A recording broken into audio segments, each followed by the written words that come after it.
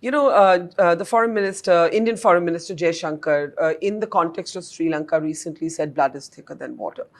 But there's a sense in India that there is the Chinese factor to contend with. And even when you talk about the restructuring of debt, there's a perception that the Chinese have been delaying this, and China didn't even attend a critical meeting of the restructuring of debt.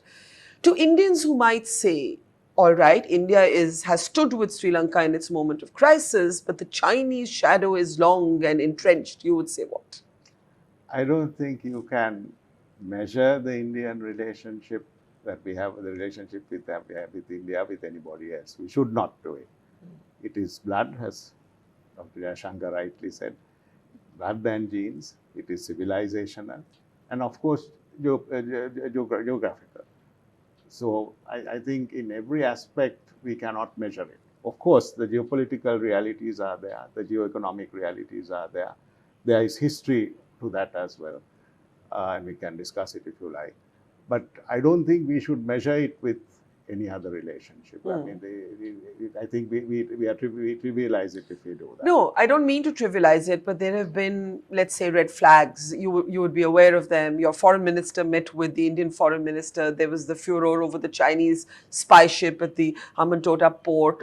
If you look at the data, I was just looking at it before this interview, 12% of Sri Lanka's external debt is towards the Chinese. So I know your job as a diplomat is to say, look, don't look there. But Indians will look there. It's the geopolitical reality. And to that, you would say what? No, you need to look there. There is I think we shouldn't ignore that.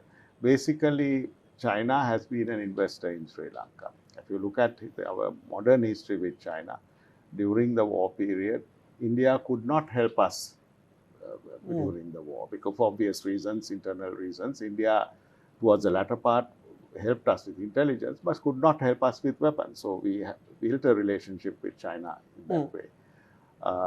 We have had a long relationship with China. And at that time, during the Cold War period, the paradigm was also different.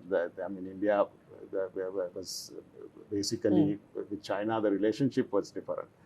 And in fact, at one stage in the 1980s, people thought that we were too close to the United States because our then president was he was called Yankee Dickey, President Jayawardena. And there were tensions with India as a consequence of that geopolitical period. So now China is an investor, but equally the geopolitical realities are there. And on the security side, our decision is very clear. We work with India because we are basically part of the subcontinent. So how we handle that, how we change. Now you mentioned the ship, for example. Yes. Now these are new technologies. I mean, this ship was a tracking vessel. A spy ship. Well, so it's a tracking vessel. Yeah. It can track a satellite, or it can track with the satellite, or track missiles. Now, the approval for that was given at the time our country was in crisis. And we found it difficult to change that decision after the approval was given. But moment that happened, we started discussions. Now, how do we avoid this in the future? There will be other, to quote, I guess, Donald Rumsfeld, known unknowns, unknown unknowns. There will be many more like this. Right. But what matters is the discussion.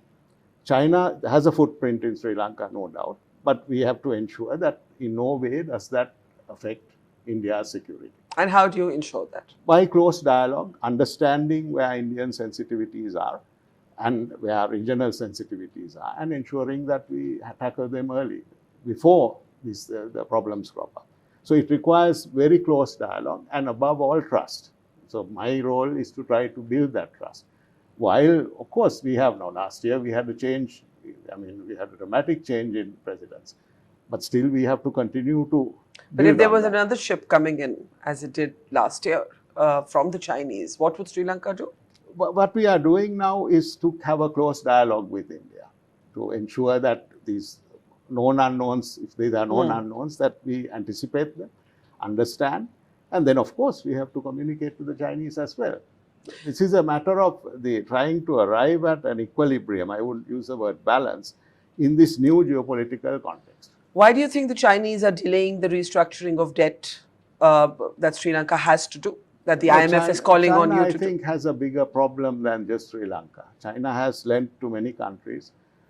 They are lending to their own, with their own vision, because they do not want to fully, I think, recognize the Bretton Woods structure. So they are lending, they lend across the board. What they do in Sri Lanka will matter across the board. And Sri Lanka is not I mean, now you mentioned our debt that we are treating is about $30 billion all told. Of that, about $5.8 billion is Chinese. But equally, $12 billion of that are bonds, sovereign bonds held by investment banks in New York and London. So, I mean, China is an important factor, but there are others in this equation. But for the Chinese, what they do here will matter elsewhere. So we have to, that's the process we have to go through. And Sri Lanka is increasingly, I think, being treated as a case study of handling Chinese debt elsewhere. So that makes our challenge greater.